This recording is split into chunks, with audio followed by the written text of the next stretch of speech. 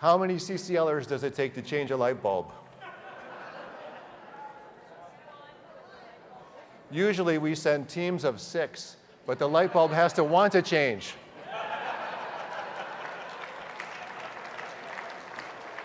That means the light bulb has to contain its own seeds of change. Motivational interviewing is the art of discovering these seeds and helping them grow. Motivational interviewing, or MI, was developed by 2 psychologists, William Miller and Stephen Rolnick, in the early 1990s as a counseling tool in the treatment of addiction.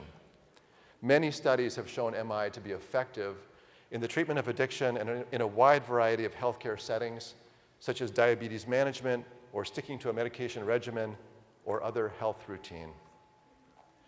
Prior to the development of MI, most counseling for addiction was confrontational, highly directive, and not very effective. By contrast, in MI, the counselor looks for their client's own motivations to become clean and sober, and simply facilitates the client's own pathway towards sobriety. In this model, the counselor is a respectful guide, supporting the client in going where their client wants to go. CCL is pioneering efforts to make use of MI techniques in the realm of climate activism. Our task is to uncover other people's motivations for protecting and creating a livable world, facilitating and guiding them as they find their own path towards meaningful climate action. One of the problems MI can help us to avoid is the psychological defense mechanism called reactance. Reactance is a process of pushing back when we feel someone is pushing us to do or think something. It is designed to protect our sense of autonomy. It can create what we might call a boomerang effect, in which the other person feels more negatively, for example, towards climate action, than they did when we started talking to them. We don't want that to happen, and so MI is a process that can help us to avoid it. One way we avoid triggering reactance is by inhibiting what we call the righting reflex. Now, if you see a sign like this CCL logo, your instinct might be to straighten it. We call this the righting reflex. In biology, the righting reflex is our body's tendency to correct itself when we get thrown off balance. In MI, it means that when we hear someone say something that to us is obviously wrong, our instinct is to immediately correct it or straighten it. But in order to practice MI, we have to inhibit this righting reflex. Imagine that someone came into your house and they started straightening the photos hanging on your walls. How much worse would it be if they visited your mind and started straightening out the beliefs and ideas they perceived as off-kilter? In order to establish the kind of respectful, trusting relationship that has the best chance of influencing another person, we must refrain from reflexively and immediately correcting what we perceive to be the other person's errors. That doesn't mean that we can never offer correcting information, but we have to do that in a particular way, and we need to watch for the knee-jerk tendency to correct the moment we hear someone say something that sounds wrong. So this is the kind of conversation we are trying to avoid. Argument followed by counter-argument, like punch followed by counter-punch. This is a debate, a kind of verbal or mental fight, and we are unlikely to change the other person's mind. In fact, the other person is probably just becoming more dug in to their original position. I've had many political arguments in my life, especially when I was younger. And even though I think I'm pretty good at framing my arguments, I cannot think of a single time, not one single time, when the person I was arguing with said, "Actually, John, you're right. I have seen the error of my ways, and I will now change my political perspective completely." No, this never happened. I tried, believe me. So let's turn now to another way of interacting through the central technique of motivational interviewing, which is called reflective listening. We can remember the elements of reflective listening through the acronym OARS, which stands for open-ended questions, affirmations, reflections, and summaries. We'll take these one at a time. Open-ended questions are questions that cannot be answered with a simple yes or no. They typically begin with words like how, what, when, where, why, and who. They open the door to the other person's way of thinking and feeling and are critical to the process of evoking the other person's motivations. Yes or no questions bring conversations to a stopping point, but open-ended questions open the conversation to further exploration. Sometimes in our lobby meetings, we will ask yes or no questions. There is a place for asking, when this bill comes to the floor, will you vote for it? But the heart of a lobby meeting, or any other climate conversation, should incorporate mostly open-ended questions to keep the conversation flowing and to allow you to learn about the other person's way of thinking. CCL has been pretty good about encouraging open-ended questions. We even count the number of these in our lobby meetings. Unfortunately, I think some of us have gotten the idea that there's nothing more to reflective listening beyond open-ended questions. But an open-ended question is just a starting point. In a healthcare setting, affirmations are used to encourage the other person to develop confidence that they can overcome their addiction or stick to their medication regimen or whatever it is. In our climate conversations, we don't need to build up anybody's confidence, but we can affirm the other person's values, points of common ground, and our common humanity. We are using affirmations to diffuse any sense that this is an adversarial relationship. The journalist Amanda Ripley, who spoke to us here a year ago, once said, "You have to affirm the goodness of the other person."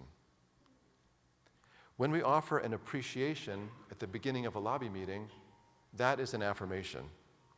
When we take note out loud of where we agree with the other person, that's an affirmation. We can think of an argument as a zero-sum game that you are trying to win. But a reflective listening conversation is a collaborative game that you both win or lose together. And winning means that you find common ground and then you keep expanding it.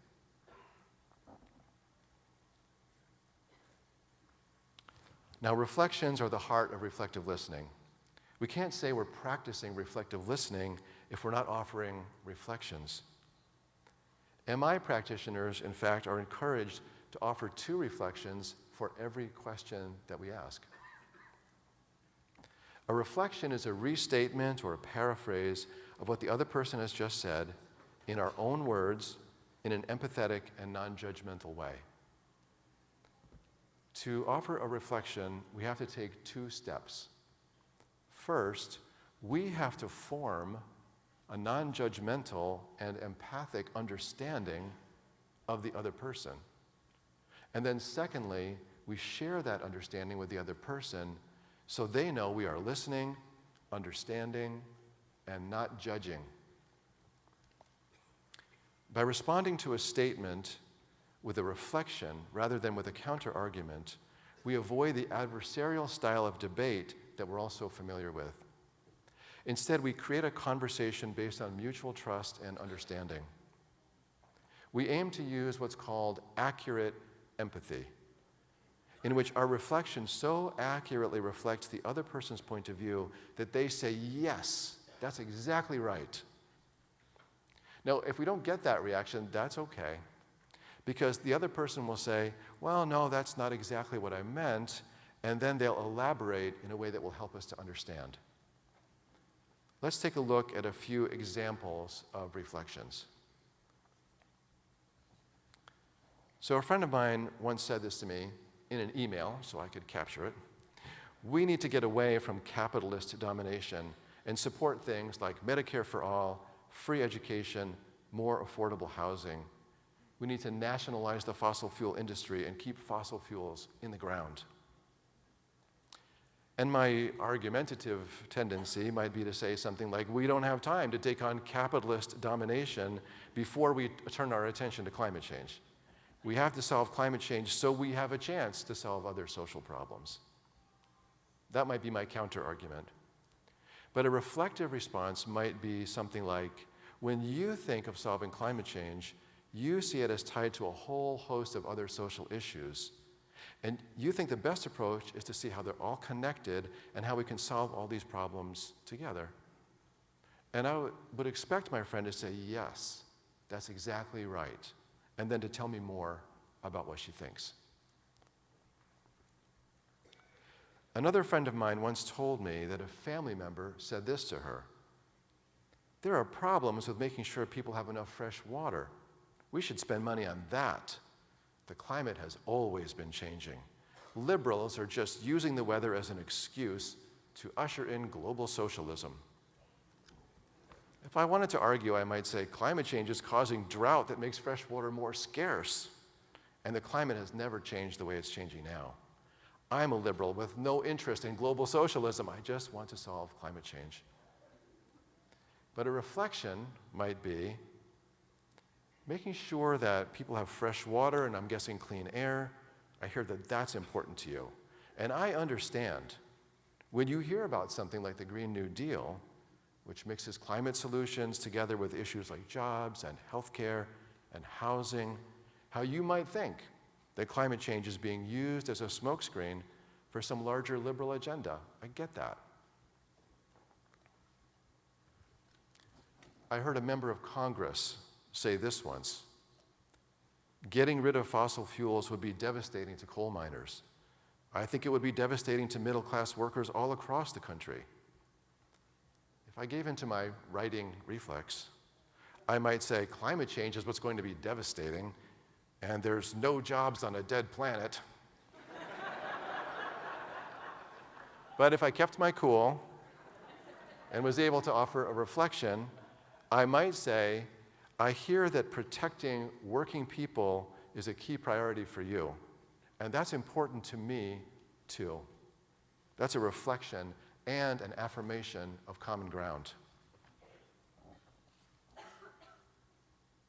So we've been through open-ended questions, affirmations, and reflections, and finally we have summaries. A summary is a review of the whole conversation or a big chunk of the conversation as you understand it.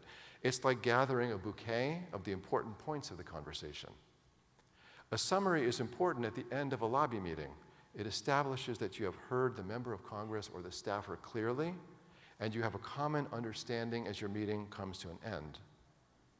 And when you have your next lobby meeting, it's good to begin with a summary of the last conversation. That gives your meetings a sense of continuity.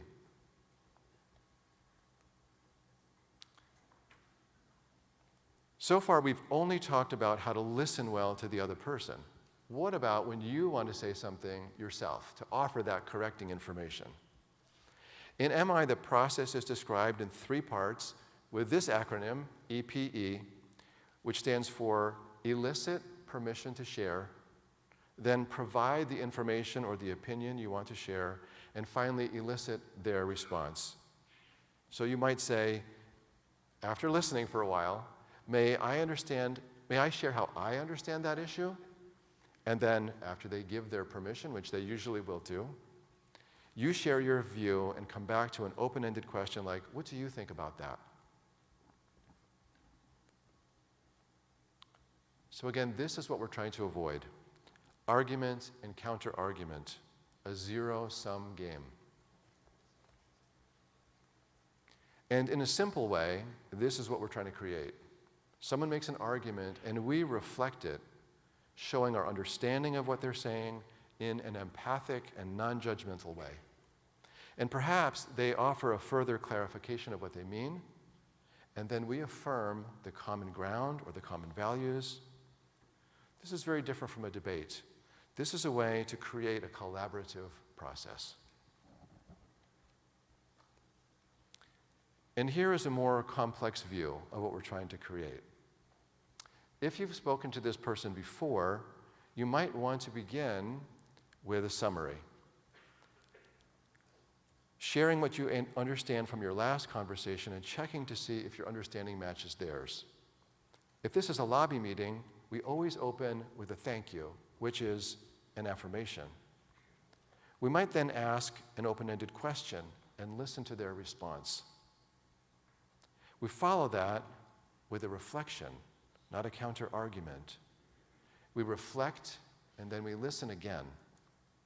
We might offer a second reflection or an affirmation of common ground. Or perhaps we elicit permission to provide information or our own perspective.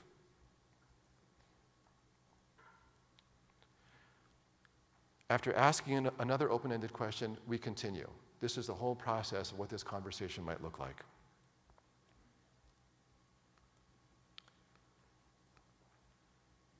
Now, having reviewed the core technique of motivational interviewing, I want to talk about what we call the spirit of MI, using the acronym PACE.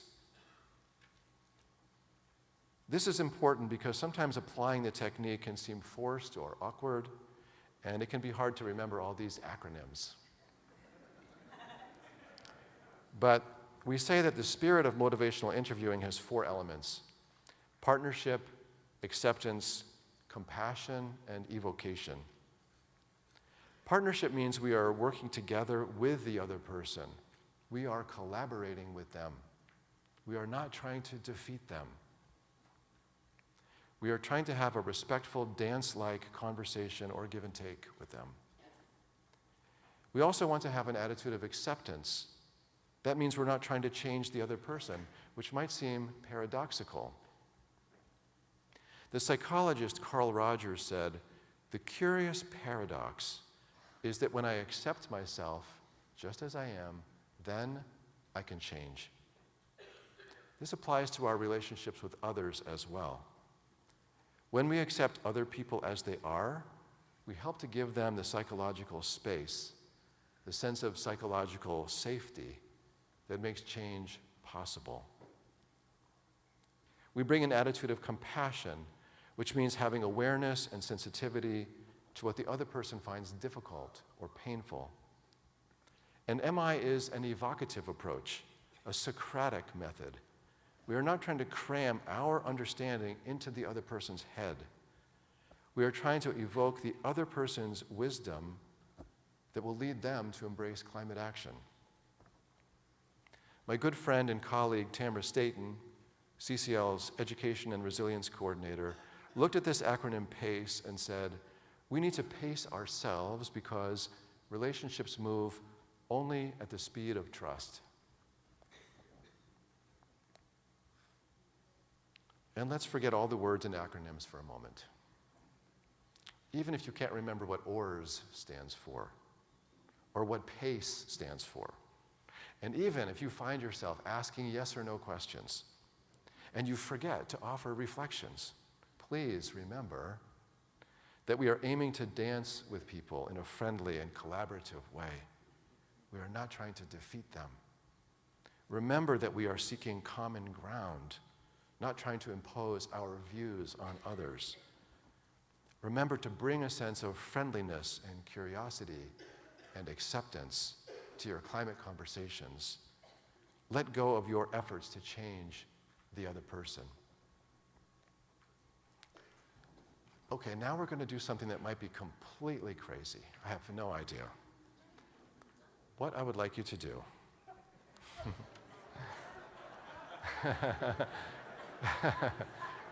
is find a partner, or if you prefer, a few partners. And honoring your autonomy, if you don't want to participate, feel free not to. But I encourage you at least to observe others who are participating. One of you in your group will play a member of Congress who does not believe in creating new taxes. And that is a bedrock principle for them. Unmovable, no new taxes. The other person or persons in the group will play CCL volunteers who are going to try and convince the member of Congress through the power of argument and debate to support a carbon tax with a monthly dividend. And I want you, even though you're play acting, to really get into the feeling quality of arguing. I want you to feel that you are arguing. Now, I'll give you a minute to sort yourselves into pairs or small groups.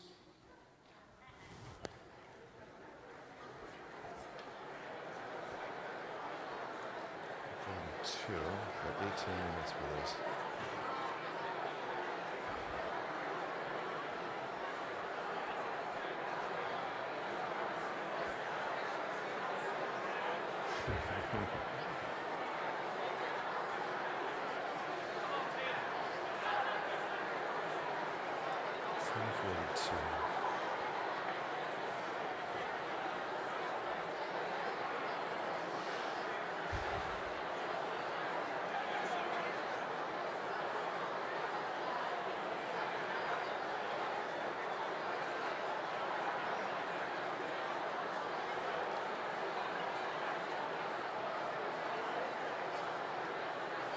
Okay, are you folks ready to argue? Are you ready to argue? Ready to argue? Okay. All right. I'm going to give you 3 minutes to have an argument.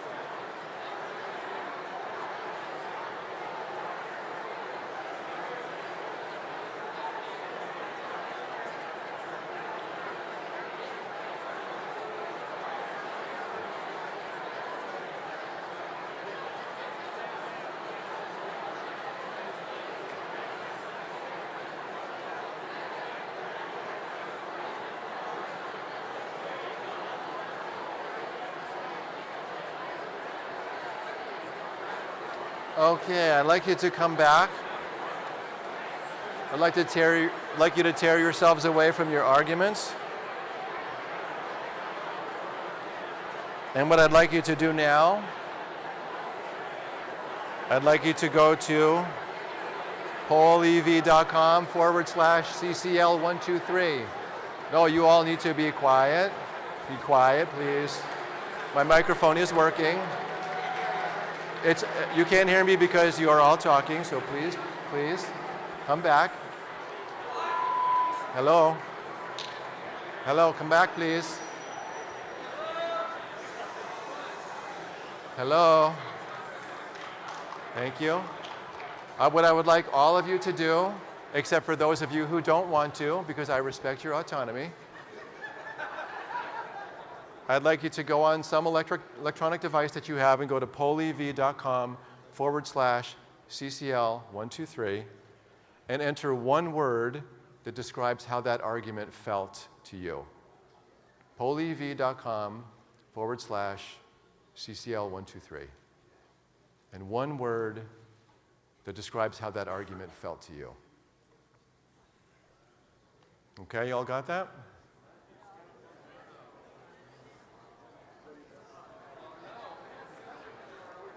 Oh, look at that.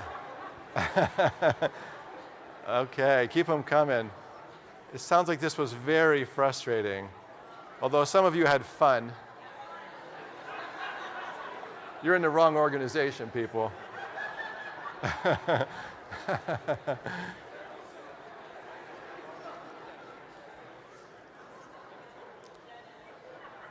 Frustrating and fun. I'm assuming it was fun because you were play acting. Uh-oh, I better stop saying that word fun. It's starting to overtake the word frustrating. Okay, I think you get the point, okay? This was frustrating. You felt that it was pointless. It was angry. You felt angry. It was infuriating, and so forth. Okay. So now we're going to practice reflective listening. So I would like you to return to your groups and this time practice reflective listening. Again, one person, it could be the same person, that's up to you, will play a member of Congress who does not believe in creating new taxes, and that is a bedrock principle. No new taxes. That's unmovable. And the other person or persons in your group will play CCL volunteers who are engaging in reflective listening and promoting a carbon tax with a monthly dividend. If you are one of these CCLers, you will ask open-ended questions, reflect back what you hear, affirm common ground, and ask permission before sharing your own points of view. I'm going to give you 4 minutes for this exercise, okay? So I'll give you 15 seconds to kind of get settled, and then you can go.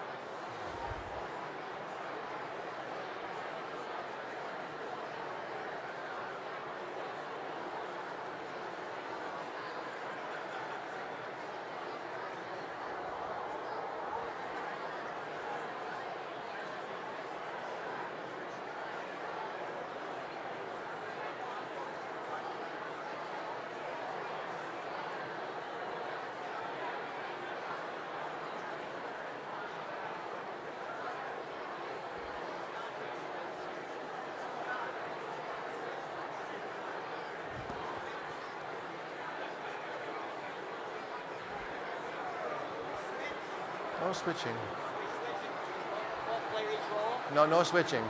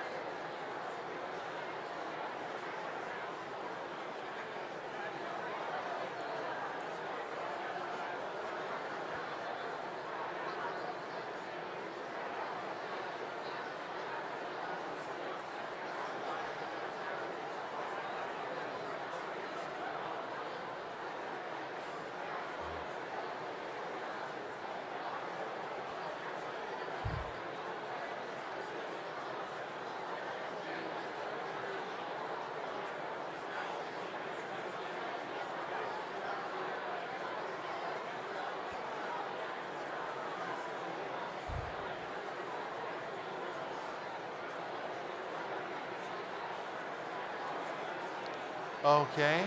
I'd like you all to come back now, please. Please tear yourselves away from your conversations.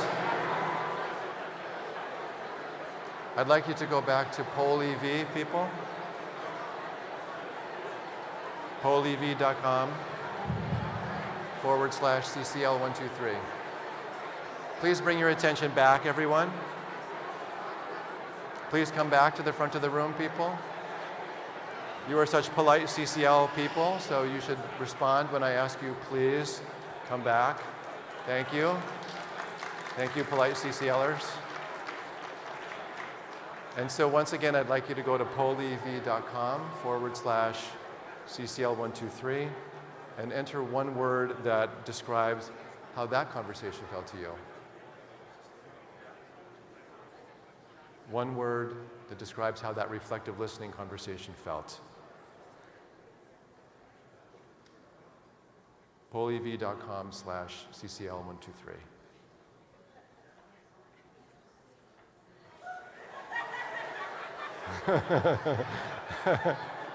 Wow. Slay. Slay. Wow. I need somebody to come up here and explain that one to me. I don't know what to make of that. But we're getting the gist here of productive, friendly, engaging, connecting, collaborative, and slay. Don't know what that means. I'm going to ask my daughters afterwards what that means.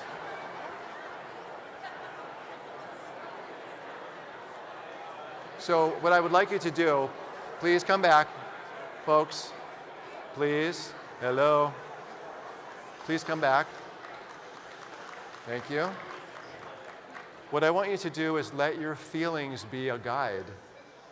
If you're having a lobby meeting or a climate conversation with someone and you feel frustrated, you feel angry, you think the conversation is pointless, it's infuriating, let those emotions be a signal to you, not that the other person is bullheaded, but that you're going about this maybe the wrong way.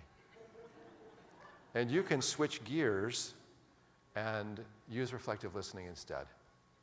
And you can move the conversation in a collaborative and friendly and productive direction. Okay? Use your emotions as a guide.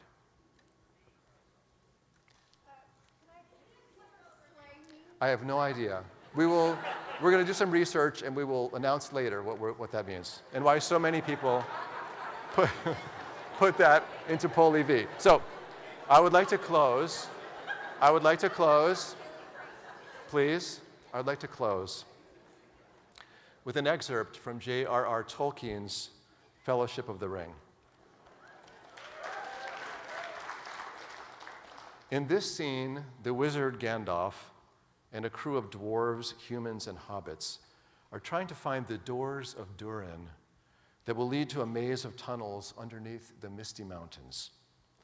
Gandalf has led his crew to the foot of a cliff at the bottom of the mountains, and Tolkien writes, "Close under the cliff there stood, still, strong, and living, 2 tall trees.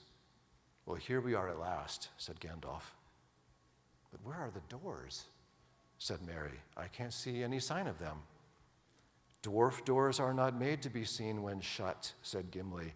They are invisible, and their own masters cannot find them or open them if their secret is forgotten. Gandalf walked forward to the wall. Right between the shadow of the trees, there was a smooth space, and over this he passed his hands to and fro, muttering words under his breath. Then he stepped back. "Look," he said. "Can you see anything now?" The moon now shone upon the gray face of the rock. Then slowly on the surface, faint lines appeared, like slender veins of silver running in the stone. At the top, as high as Gandalf could reach, was an arch of interlacing letters in an elvish character. "These words are in the elven tongue," said Gandalf, "but they do not say anything of importance to us. They say only, 'Speak, friend, and enter.' These doors are probably governed by words. They have no key. In the days of Durin, any who knew the opening word could speak it and pass in." "But do you not know the word, Gandalf?" asked Boromir in surprise. "No," said the wizard. He stepped up to the rock again, lightly touched it with his staff, and spoke in a commanding voice. The silver lines faded, but the blank gray stone did not stir. Many times he repeated elvish words in different order or varied them. Then he tried other spells, one after another, speaking now faster and louder, and now soft and slow. Then he spoke many single words of elvish speech. The doors stood fast. Again, Gandalf approached the wall, and lifting up his arms, he spoke in tones of command and rising wrath. "Open! Open!" He shouted and followed it with the same command in every language that had ever been spoken in the west of Middle-earth. Then he threw his staff on the ground and sat down in silence. With a suddenness that startled them all, the wizard sprang to his feet, laughing. "I have it," he cried. Picking up his staff, he stood before the rock and said in a clear voice the elvish word for friend. Silently, a great doorway appeared, divided in the middle, and swung outwards inch by inch until both doors lay back against the wall. "I was wrong after all," said Gandalf. "The opening word was inscribed on the archway all the time. The translation should have been, 'Say friend and enter.' I had only to speak the elvish word for friend, and the doors opened." When you speak to a member of Congress about the need for climate action, you may sometimes feel like you are facing a smooth rock cliff with no door or any apparent opening. You may be tempted to use various tools of force to try and fight your way in. You might speak in a commanding voice or use magic spells spoken with wrath. You might use clever arguments or reams of scientific data. And still, you might find yourself facing nothing but smooth, solid rock. I suggest you put aside all these instruments of force. Instead, try speaking the word friend, not just with your lips, but with your whole self. Embody this word friend. Present yourself as a friend. See your member of Congress as at least potentially a friend and not an adversary. See what magic happens.